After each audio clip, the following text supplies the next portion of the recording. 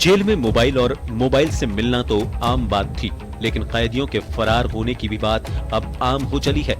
घटना राजस्थान के जोधपुर में फलौदी उप कारागृह की है। यहाँ से 16 बंदी फरार होने में कामयाब रहे हैं। घटना सोमवार रात 8 बजे के आसपास की है, जब बंदियों ने प्रहरियों की आंखों में मिर्च झोंकी और फिर पीछे का दरवाजा खोलकर फरार होने में कामयाब रहे। हालांकि बंदियों के फरार होने के बाद प्रशासन हरकत में भी आया और नाकाबंदी की तलाश शुरू की। यहां तक कि जिले की सीमाएं भी सील कर दी गईं।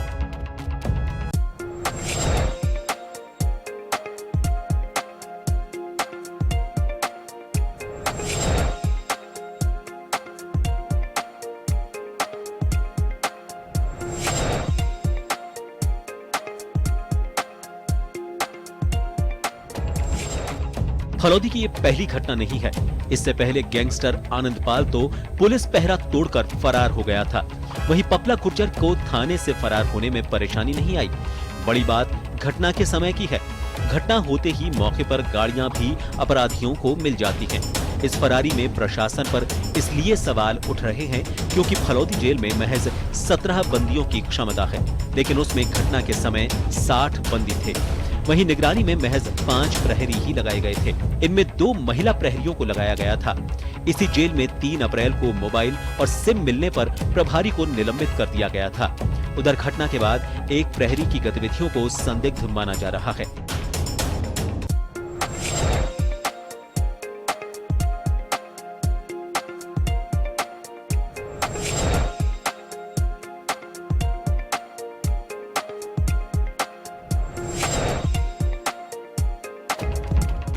सरकार के स्तर पर कैदियों को मोटिवेट करने के लिए रिहा करने तक का कदम उठाया जा रहा है, लेकिन जेल से फरार होने की इस घटना ने एक बार फिर से सोचने पर मजबूर कर दिया है। अब देखना होगा कि सरकार का जेलों की सुरक्षा को लेकर अब अगला कदम क्या होता है। ब्यूरो रिपोर्ट, जन टीवी, जयपुर।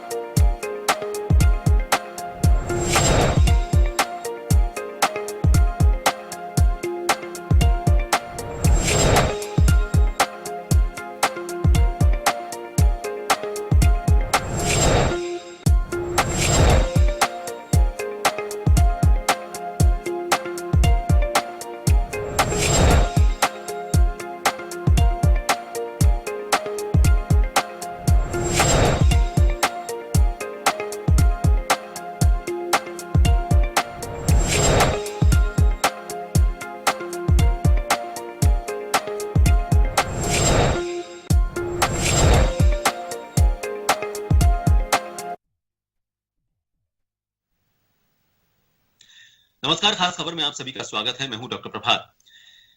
हाल ही में एक ऐसी घटना हुई जिसने हमारी सुरक्षा व्यवस्था, कानून व्यवस्था को सोचने पर मजबूर कर दिया। कई सवाल उसने खड़े किए हैं। जोधपुर की फौजी उपकारागृह से 16 बंदी फरार हो गए हैं। उनकी फरारी को लेकर कई तरह के सवाल हैं। सवाल सुरक्षा से जुड़े हुए, जेल व्यवस्था से जुड़े हुए और साथ ही उस गठजोड़ से जुड़े हुए जिसको लेकर हमेशा से बातें बनती रही हैं। सियासत और अपराध जगत को लेकर इस गठजोड़ की बात कर रहे हैं। आखिर वजह क्या रही? क्यों इस तरह की घटनाएं लगातार होती जा रही हैं? क्यों जेल में नेटवर्क का संचालन नहीं बंद हो पा रहा? अपराधियों को सारी सुविधाएं मिल रही हैं? क्या जेल प्रशासन की किसी तरह की कोई कमी है, या फिर सियासी संरक्षण किसी हद तक उनको हासिल है, जिसकी वजह से उन्हें जब तक इस्तेमाल किया जाता है तब तक सारी सुविधाएं दी जाती है और उसके बाद उनको किसी ना किसी बहाने से रास्ते से हटा दिया जाता है? इस तरह की घटनाओं के बीच सियासत और अपराध का क्या नया केमिकल रिएक्शन सामने आ रहा है? इन सब चीजों को लेकर बातचीत करेंगे। हमारे साथ कांग्रेस प्रतिनिधि के तौर पर सुरेश चौधरी जी इस चर्चा का हिस्सा हैं। वरिष्ठ पत्रकार श्याम सुंदर शर्मा जी हमारे साथ इस चर्चा में जुड़े हुए हैं। बीजेपी नेता के तौर पर फतेह सिंह जी हमारे साथ इस चर्चा का कुछ देर में हिस्सा होंगे और जन टीवी के न्यूज कोऑर्डिनेटर योगेंद्र शर्मा जी हमसे जुड़ेंगे। लेकिन सबसे पहले सुरेश जी आपके पास आना चाहेंगे। वजह इसलिए क्योंकि सरकार कांग्रेस की है और सुरक्षा व्यवस्था और कानून व्यवस्था को लेकर विपक्ष ने जमकर कांग्रेस सरकार को घेरा है, गहलोत सरकार को घेरा है। बाहर जो भी चीजें होती हैं वो अलग उनको कानून व्यवस्था के नजरिए से दिखता है, लेकिन जेल जो एक सबसे सुरक्षित तंत्र कहा जाता है और ये कहा जाता है कि वहां की जो व्यवस्थाएं होती हैं इतनी पुख्ता होती हैं कि कोई परिंदा भी पर नहीं मार सकता। ऐसे में एक नहीं, दो नहीं, 16 बंदी फरार हो जाते हैं। सवाल सरकार पर क्यों ना उठे? देखो, मैं ये कहना चाहूंगा कि इसमें जेल के जिन अधिकारियों से लापरवाही हुई है उनको सस्पेंड भी कर दिया है और कांग्रेस राज में पपला गुर्जर जैसे अपराधी भगे हैं, उनको यहां के ही प्रशासन ने पकड़ा भी है। तो जो अपराधी भगे हैं उनको पकड़ा भी जाएगा। ये इंक्वायरी का विषय है, पुलिस का विषय है। पुलिस लग रही है, दबिश दे रही है। उनको जल्द ही वापिस उसी जेल की सलाखों में डाला जाएगा जिस जेल में वो थे। देखिए, ये अगला कदम है। मैं इसलिए कह रहा हूं, जब व्यवस्था एक बार टूट गई तो जो भरोसा होता है सुरक्षा व्यवस्था, कानून व्यवस्था पर, उसको वापस बुलंद करने के लिए कई तरह की कोशिशें करनी पड़ती हैं। गैंग वॉर जेल में हुए हैं, कांग्रेस शासन में भी हुए हैं। जेल में जो जेल के अधिकारी हैं, जो जेल का वहां पूरा प्रशासन संभालते हैं, जेलर हैं, उन पर हमले हुए हैं, वो इस तरह की घटनाओं में लिप्त हुए हैं। तो आखिर इस नेक्सस को अब तक तोड़ा क्यों नहीं गया है? क्या आपको नहीं लगता कि इसमें सियासी संरक्षण काफी हद तक जिम्मेदार है? देखो, मैं ये नहीं कह सकता कि पूरे भारत में सियासी संरक्षण नहीं होगा, जरूर होगा। मैं नहीं कह सकता, लेकिन मैं दावे के साथ कह सकता हूं कि राजस्थान में ऐसा राजनीतिक संरक्षण कम से कम अशोक गहलोत जी के नेतृत्व में राजस्थान में नहीं हो सकता। अपराधी को संरक्षण देना राजस्थान के मुख्यमंत्री श्री अशोक गहलोत जी के स्वभाव में ही नहीं है। मैं इस घटना को बड़ी चूक मानता हूं, बहुत बड़ी चूक है। जेल के तमाम स्टाफ की ये चूक है, ये नहीं होनी चाहिए। जेल में मोबाइल भी नहीं मिलना चाहिए, उनको सुख सुविधा भी नहीं मिलना चाहिए। उनकी सजा के प्रावधान में जो चीज उनके कानून संगत काम में आते हैं उनके अलावा उनके पास कोई चीज नहीं जानी चाहिए, फिर भी जाती है। मैं इसको स्वीकार भी करता हूं।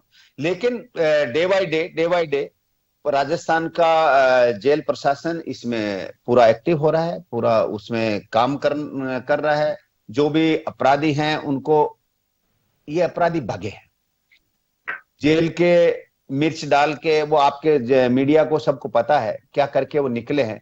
लेकिन फिर भी हमने जेल प्रशासन की लापरवाही मानी है, उनको सस्पेंड किया है और राजस्थान की पुलिस उनको जल्द से जल्द गिरफ्तार करेगी, इनको सलाखों के पीछे डालेगी, उन्हीं सलाखों में डालेगी जहां ये सजा काट रहे थे। अब ये इसमें अपन, क्योंकि पुलिस अपना काम कर रही है, इसमें राजनीति नहीं करनी चाहिए। और मैं ये कहता हूं कि राजनीति हुई है या क्या हुआ, इसके पीछे न जाके अपराधी का कोई दीन धर्म ईमान होता ही नहीं है, उनकी कोई पार्टी या कुछ होता ही नहीं है।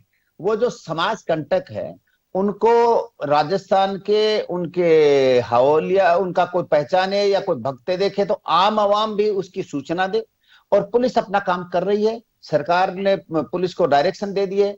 मैं आपको इस आपके चैनल के माध्यम से भरोसा दिलाता हूं कि उनके खिलाफ सख्त से सख्त कार्रवाई, जिन्होंने लापरवाही बरती है तो उनके साथ भी होगा, कोई इनसे मिले हुए हैं तो उनके साथ भी होगा। ये जांच का विषय है, सरकार इसमें कोई कोताही नहीं बरतेगी।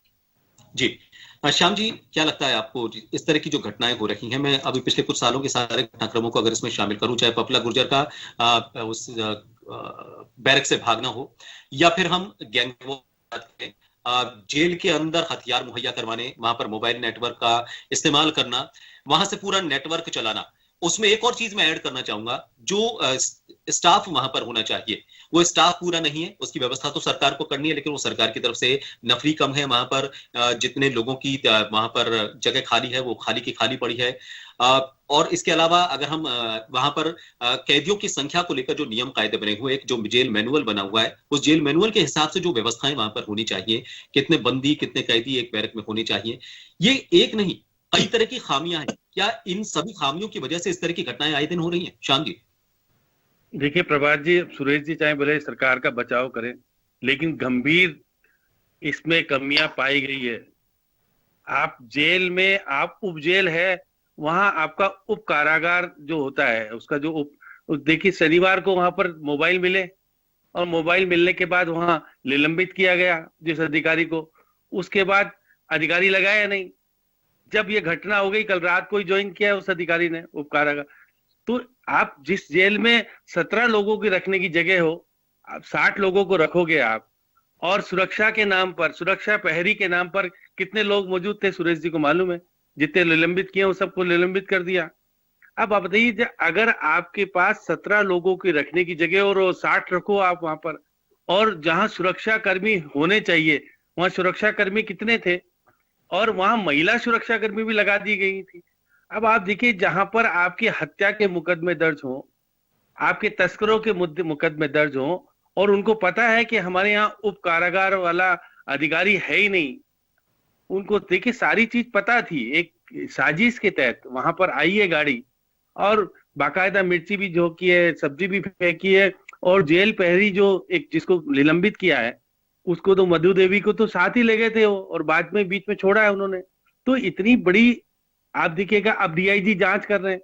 अब आप तो राजीव दासों जी तो चला रहे थे ऑपरेशन फ्लैट आउट चला रहे थे, जिससे कि सारी चीजें समाप्त हो जाए और सब कुछ हो जाए, लेकिन गंभीर स्थिति बनी ही है।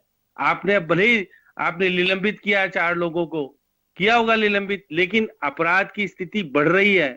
अब अगर पिछले जेल पे चले जाइए, सीकर जेल ले लीजिए, अजमेर जेल ले लीजिए, बीकानेर जेल ले लीजिए, और जोधपुर जेल ले लीजिए, सब जगह अपराध हुए ना, और सारी चीज आपके सामने है। गैंगवार में सारी चीज हुई। जेल का प्रहरी, जेल का देखिए जेलर तक को गोली लगी, आपने देखा पिछले दिनों। और आप देखिए कि चित्तौड़ की घटना लीजिए, 2010 की है, वहां पर भी कितने कैदी भागे थे, 23 कैदी भागे थे चित्तौड़ से, उसका आज तक कुछ हुआ ही नहीं। तो इसलिए बात है, जब आप जेल में कैदियों को रख रहे हो तो सुरक्षा व्यवस्था तो पूरी दीजिए। जब उनको पता है कि आपके पास सुरक्षा व्यवस्था के नाम पर 5 लोग हैं और कैदी वहां पर 60 है, तो भागेंगे वो तो। अब जिस तरह की, और उप जेल में जिस तरह की कैपेसिटी है ही नहीं, आपने इतने लोगों को रखा है क्यों?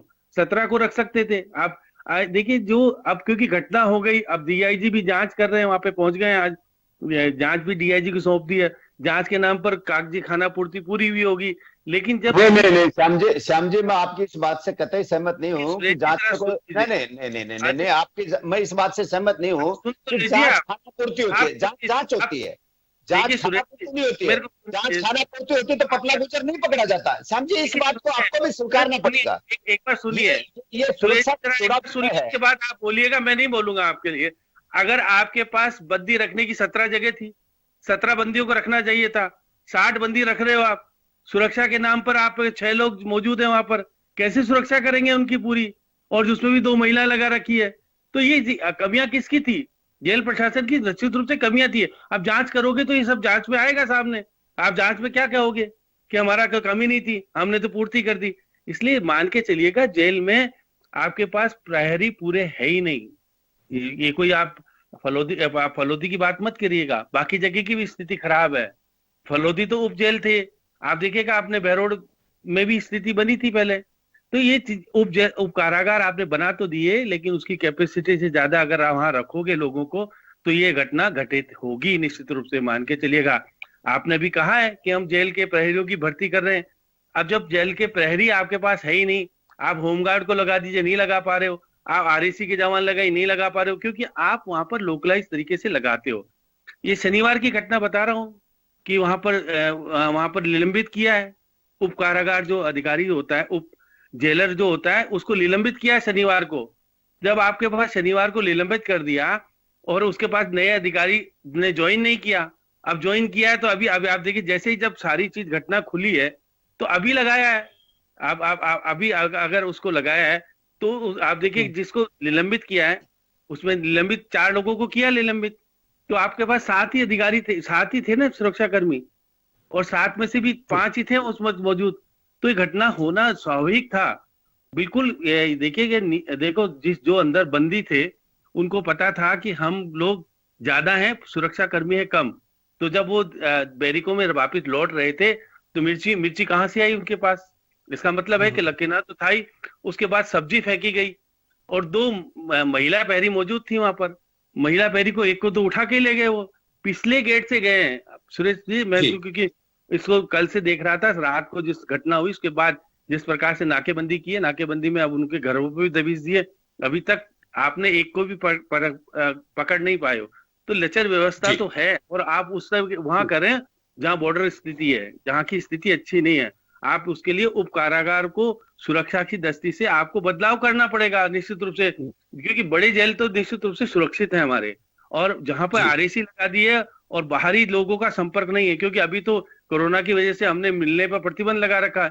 लोग तो आते थे जाते थे, इसलिए कह सकते हैं कि जिस तरह की लचर व्यवस्था थी उसके कारण से घटना घटी है। अब हम भले ही कहते हैं कि अब जांच होगी, जांच में डीआईजी किनके, जेल के डीआईजी, आप कराइए न्यायिक जांच, आपको दीजिए मजिस्ट्रेट को किसी को जांच, तो मालूम पड़ेगा किस तरह के लकुना वहां पर पाए गए हैं। तो घटनाएं जी सुरेश जी, आपको जयपुर जेल का वाकया मालूम होगा, जहां पर पूरा का पूरा जो सामान बेचने का पूरा नेटवर्क चलता था वो जौहरी बाजार के एक व्यापारी से चलता था। इसके अलावा व्यवस्थाओं की जैसा इन्होंने सारी बात की, जहां पर 16 की जगह है वहां पर 60 को रखा जा 17 की जगह वहां 60 को रखा जा रहा है। जहां पर 16 जेलर सहित 16 के पद रिक्त हैं वहां पर, जो पूरी व्यवस्था है 16 के वहां पद होने चाहिए, लेकिन 9 सिर्फ वहां पर तैनात हैं।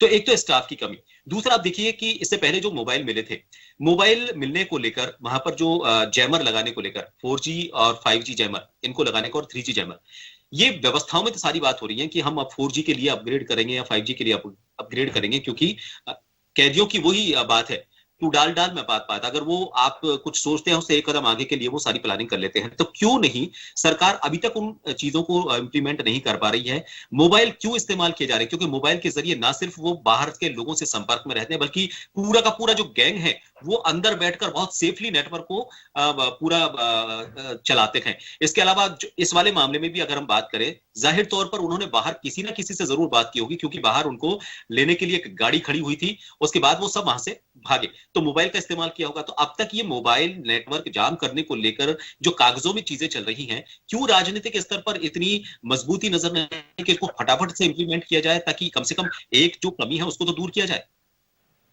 देखो, पहले तो मैं आपको बता दूं कि कोई भी कागज पे नहीं चल रही है। गवर्नमेंट इसके लिए बहुत चिंतित है और सरकार ने तमाम उसी टाइम से सारे इंतजाम कर दिए हैं। चारों तरफ नाकाबंदी है, चारों तरफ पुलिस देख रही है, जांच का विषय है। जांच के विषय तक निश्चित रहना चाहिए। मैं इस बात को कतई नहीं नकारता कि जहां कैदियों की संख्या होनी चाहिए उससे ज्यादा है, तो बिल्कुल सही बात है, क्योंकि वहां कोई संत लोग भर्ती नहीं है, वहां अपराधी है, और अपराधियों पे तो वैसे ही एक आदमी ज्यादा होना चाहिए, कम होगा तो अपराधी उसका लाभ लेना चाहेगा। मैं श्याम जी की बात से सहमत हूं, लेकिन हमारी गवर्नमेंट जब से आई है तब से इसके जेल के लिए चाहे जेमर लगाने की बात हो, और सुरक्षा के इंतजाम करने की बात हो, उनको कैसे उनकी निगरानी रखी जाए, तमाम व्यवस्थाओं पे सरकार प्राप्त प्रबंध। बात आगे बढ़ी, 2.5 साल हो गए, कितनी आगे बढ़ी बात ये? अभी तक सिर्फ 2.5 साल तो हो गई, लेकिन ऐसी महामारी का दौर भी 100 साल बाद में अभी आया है। बात आपके सहमत हूं, मैं आपकी बात से नकार नहीं, और मैं ये नहीं कह रहा कि हमारे सरकार को 2.5 साल नहीं हो गए, लेकिन ये कोरोना पीरियड है, इसमें मैं ये भी नहीं कहना चाहूंगा कि ये इसमें ध्यान नहीं देना चाहिए, ये भी जरूरी है, सब काम जरूरी है। वैसे जेल की व्यवस्थाओं को, सुरक्षा व्यवस्थाओं को भी ध्यान में रखना जरूरी है, क्योंकि उसमें अपराधी हैं, सजायाफ्ता लोग हैं। और श्याम जी की इस बात से मैं सहमत हूं कि बॉर्डर की जगह का है, वहां थोड़े अपराधी किस्म के लोग, वैसे भी ज्यादा अपराधी किस्म के लोग उन जेलों में रहते हैं, लेकिन सरकार जो ये कमी रही है इसकी जांच होती है और जांच निष्पक्ष होगी। जो इसमें चाहे जेल का कोई स्टाफ अगर लापरवाही करता पाया जाएगा तो उसको भी दोष मिलेगा, और जो बगे हैं, मैं आपको ये देखो, इसमें जांच का विषय है, कब पकड़े जाएंगे, कैसे पकड़े जाएंगे, क्या होगा, ये जांच का विषय है। सब पकड़े जाएंगे, जेल में वापस उन्हीं जेल में डाले जाएंगे, उनको उनकी सजा का प्रावधान है वो सजा मिलेगी ही। और जो ये लापरवाही हुई है इसकी जांच होगी और जांच में दोषी लोग चाहे कोई भी हो उनको बख्शा नहीं जाएगा। जी सुरेश जी, क्या लगता है आपको इस एक जो डर है ये अपराधियों, ऐसा नहीं है कि अपराधियों को लेकर जो जेल प्रशासन है या फिर जेल में जो भी स्टाफ वहां पर होता है वो अपनी ड्यूटी पूरी तरह से निभा रहा है? आपको नहीं लगता कि एक जो तंत्र है उस तंत्र में जेल प्रहरी या फिर जेलर की हम बात करें वो इसका हिस्सा बन क्यों रहे हैं? क्यों वो इस तरह की जब घटनाएं होती हैं तो उससे पहले स्टाफ बढ़ाने को लेकर या फिर वहां पर कोई खतरा अगर है तो उस खतरे को लेकर या फिर वहां पर कोई सुरक्षा व्यवस्था या फिर टेक्निकली कुछ इंतजामात वहां पर करने हैं या फिर एक रूटीन जो वहां पर एक चेकअप होता है, इन सब चीजों को लेकर इतनी सजगता क्यों नजर नहीं आती जेल प्रशासन में? क्या नहीं लगता आपको कि जेल के अंदर बैठकर अपराधी ज्यादा डर अपना दिखाने की कोशिश करता है और अंदर से बिल्कुल सेफली वो ऑपरेट करता है और इसमें पूरी तरह से मदद जेल प्रशासन की डर के जरिए वो लेता है? नहीं, मैं ये कहना चाहूंगा कि ये सब जांच का विषय है। अगर स्टाफ उनके पास कम था तो उन्होंने स्टाफ मांगा क्या, स्टाफ के लिए लिखा क्या? तो वो ये सब जांच में ये सब आएगा कि उन्होंने स्टाफ मांगा क्या, स्टाफ कम पड़ रहा था क्या, कैदी ज्यादा थे तो शिफ्ट होने चाहिए थे। तो ये सब जांच का विषय है, ये जांच में सब आएगा। और मैं ये कह रहा हूँ कि जिससे भी लापरवाही हुई है उसको नहीं बख्शा जाएगा, ये आपको विश्वास दिलाता हूँ। प्रभात जी, जी मेरा ये कहना था, जेल प्रशासन इतनी मजबूती से क्यों उन मुकाबलों, उन कैदियों के साथ, उन बंदियों के साथ व्यवहार नहीं कर पाता जो उनकी जिम्मेदारी है? क्यों अपराधियों का जो डर है वो जेल के अंदर भी जेल प्रहरियों तक पर बना रहता है? श्याम जी देखिए प्रभात जी, जब आपको बताइए कि आपके वहां 2 महिला के प्रहरी थे और 5 पुलिस प्रहरी थे, तो आपके पास 7 लोग थे और 60 लोगों को संभालना संभव हो सकता है क्या? आप सबसे बड़ी अपराधी किस्म के लोग हैं देखिए कि शनिवार को वहां का जो उप कार्यपाल है उसको निलंबित किया। निलंबित क्यों किया? मोबाइल पाए गए। मतलब इसका मतलब साठगांठ तो चल रही थी पहले से। अब उनको पता था कि जब देखिए उप जेलर चला गया, निलंबित हो गया, उसकी जगह ज्वाइन नहीं किया। अब आपके साथ बिना अधिकारियों के, वो तो वही आपके कांस्टेबल टाइप के होते हैं बेचारे, प्रहरी के पास होता क्या है? अब देखिए जेल में अगर एक आरएसी की गार्ड लगा दी जाए बाहर तो सुरक्षा व्यवस्था पुख्ता हो सकती है। आपको आरएसी के जवान नहीं मिलते आपस में, क्योंकि जेल के लोग तो जेल के अंदर ही रहते हैं, उनके साथ रहते हैं, सब काम और करते हैं। तो आप कैपेसिटी आपके पास 17 की थी, 60 लोगों को रखोगे तो घटना होगी, इसमें दो राय नहीं है। अब ये सुरेश जी कह रहे हैं कि पता ही नहीं था। शासन को सब पता होता है। 60 लोगों को भेजा तो किसी के तहत भेजा होगा, जोधपुर से भेजा होगा, कहीं से तो भेजा ही होगा। इसलिए उप कारागार में चले कैसे गए 60 लोग जब आपके कैपेसिटी? और वहां सुरक्षा व्यवस्था के नाम पर जो लोग मौजूद हैं उनके पास सशस्त्र पुलिस है ही नहीं। वहां आपके पास अगर जो बाहर संतरी रहता है उसके पास तो राइफल होनी चाहिए ना। उस उप कारागार की स्थिति इससे भी खराब होती है। इसलिए घटना घटी है, घटना कमियों के कारण घटी है, ये तो स्वीकार है ही। लेकिन मैं मान के चलता हूँ जैन मैनुअल के अनुरूप अगर संख्या आपके पास है उस संख्या के अनुरूप कैदी को रखा जाना चाहिए। ज्यादा रखोगे तो ये आपराधिक घटना घटेगी। आप तो देखिएगा जहां हाई अलर्ट सुरक्षा व्यवस्था है वहां गोली चली। खुद एमएलए साहब ने रो करके, सिनोदिया जी ने इस विधानसभा में रो रो के कहा कि मेरे बेटों की हत्या कर दी गई। कहा था, सुरेश जी को मालूम होगा, अगर मालूम है, क्योंकि ये तो उनको बहुत करीब से भी जानते हैं, उनके करीबी भी है, वो मान सकते हैं, बता देंगे सुरेश जी अगर मैं गलत बोल रहा हूं। मैंने विधानसभा में मौजूद था, रो रो के कहा कि मेरे बेटे को मार दिया गया। कहां से? अंदर जेल के अंदर से सब कुछ चल रहा है। ये बात सामने घटित हुई है। बाद में जेल में अजमेर में फिर घटना हुई थी, फिर मारा गया। तो इसलिए देखिए यूनिस खान जेल में मिलने चले जाते हैं। हनुमान बेनीवाल ने मामला उठाया था, सुरेश जी बता देंगे। उस समय भी आनंद पाल के मामले में बहुत सारी चीजें सामने आई थी, विधानसभा में डिस्कस हुआ था लंबा चौड़ा। उस डिस्कस का नतीजा क्या निकला? नतीजा ये निकला कि जेल से लोग फरार हो रहे हैं, 16 लोग फरार हो रहे हैं। चित्तौड़ में एक घटना घटी थी 2010 में, 23 बंदी फरार हुए थे। उससे सबक लिया क्या सरकार ने? उसकी रिपोर्ट आई क्या?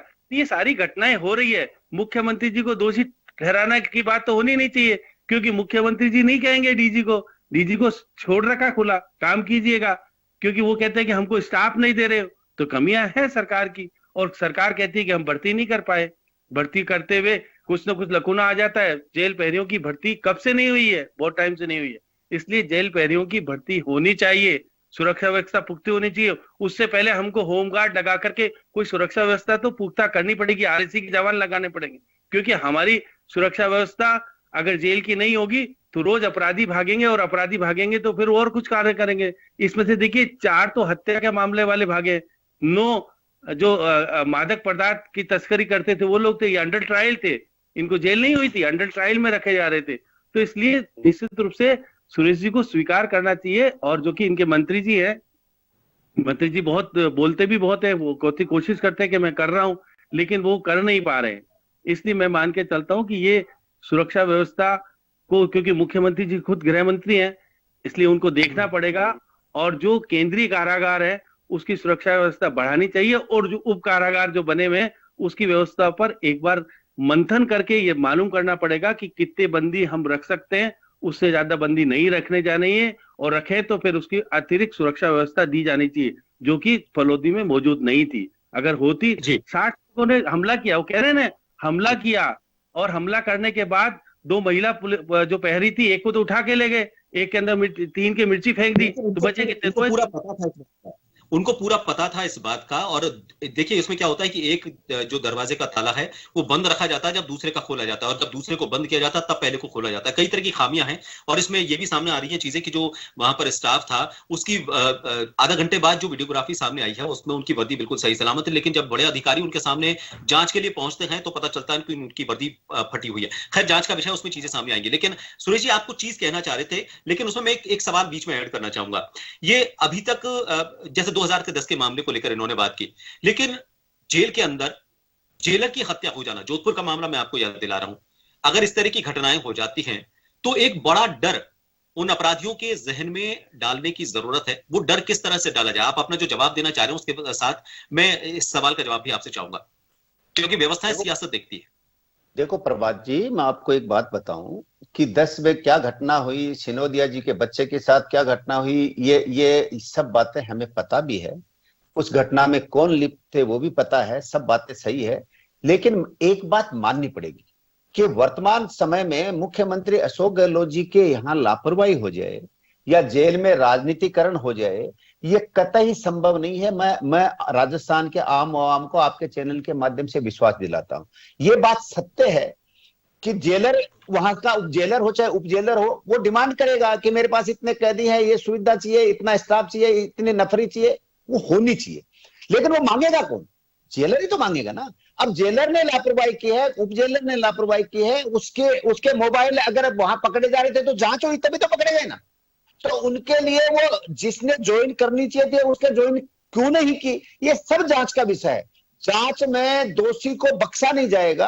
और अब मैं आपको कहता हूं कि न सुरक्षा में चूक होगी, और जहां जो जितने कैदी रखने चाहिए, कई बार ये भी प्रॉब्लम होती है कि जहां बिल्डिंग छोटी होगी, कहीं ना कहीं कोई भी चाहे जेल में किसी को भेजा जाता है तो ये वहां कोई अपराधी किस्म के आदमी को भेजा जाता है, वो आदमी तो पहले से अपराधी है ही, ये तो सुनिश्चित है ही, तो उसको कहीं लापरवाही बरते हैं तो वो जेल के स्टाफ से। मैं श्याम जी की एक बात से सहमत नहीं हूं, ये बार बार कह रहे हैं 2 महिला कांस्टेबल थी। महिला तो यहाँ झांसी के, भारत में झांसी की रानी भी हुई है कि महिला होके वो सुरक्षा में चूक कर सकती है, ऐसा मैं नहीं मानता, लेकिन चूक हुई है, इसको मैं स्वीकार करता हूं। इस चूक की सजा भी उसी रूप में दी जाएगी जो चूक भविष्य में ऐसी रिपीट नहीं हो, दोबारा ऐसी चूक नहीं हो। इनके तमाम चीजों की व्यवस्था देखी जाएगी, जांच होगी, जांच में किसी को बख्शा नहीं जाएगा, निष्पक्ष जांच होगी, और इसमें जो भी दोषी है, वो दोषी अधिकारी है, उनको भी सजा मिलेगी।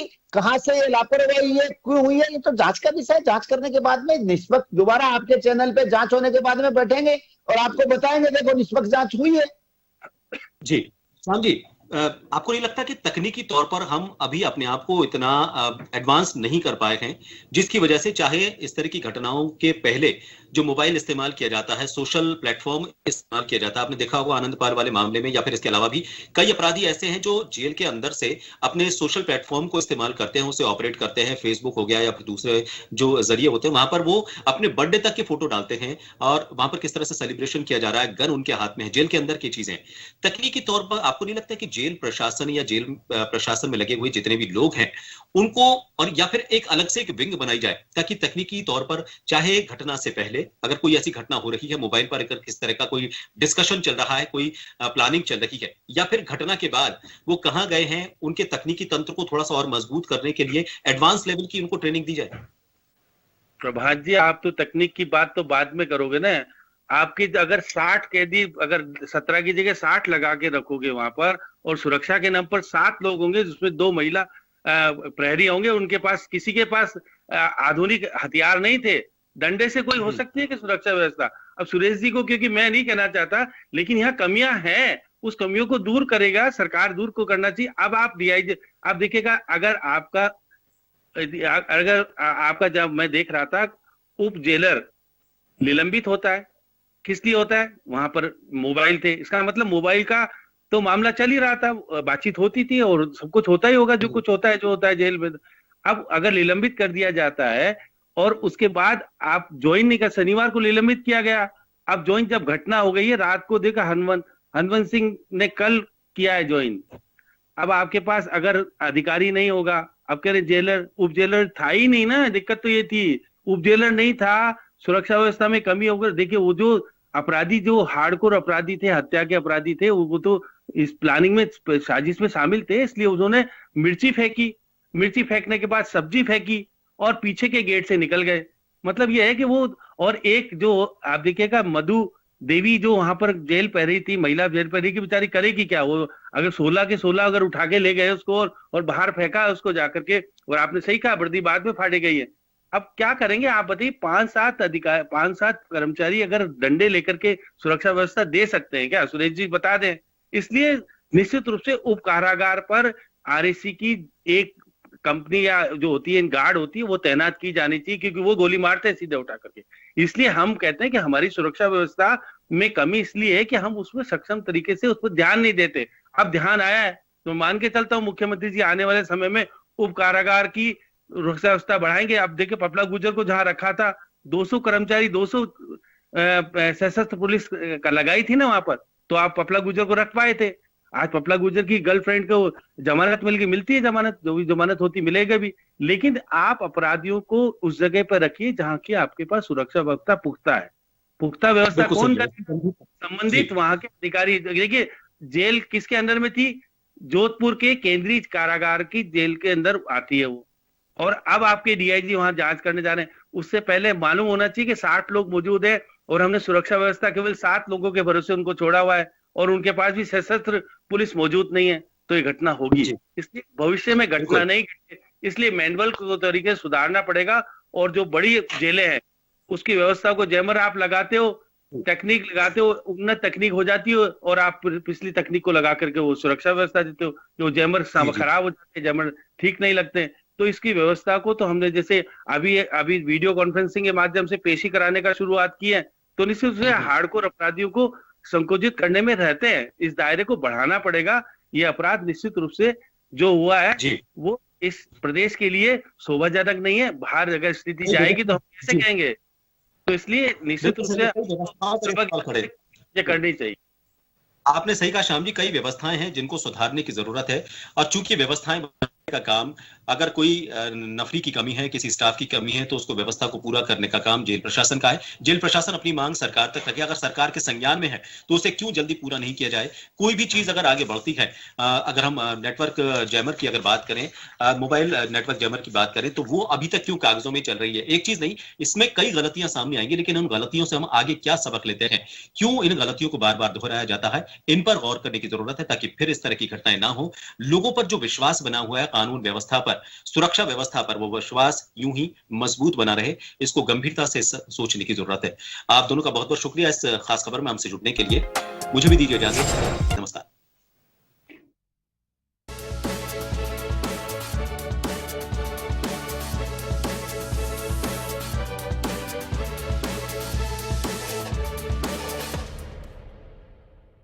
जन टीवी की लेटेस्ट अपडेट पाने के लिए हमारे चैनल को जरूर सब्सक्राइब करें और नोटिफिकेशन पाने के लिए बेल आइकॉन दबाएं।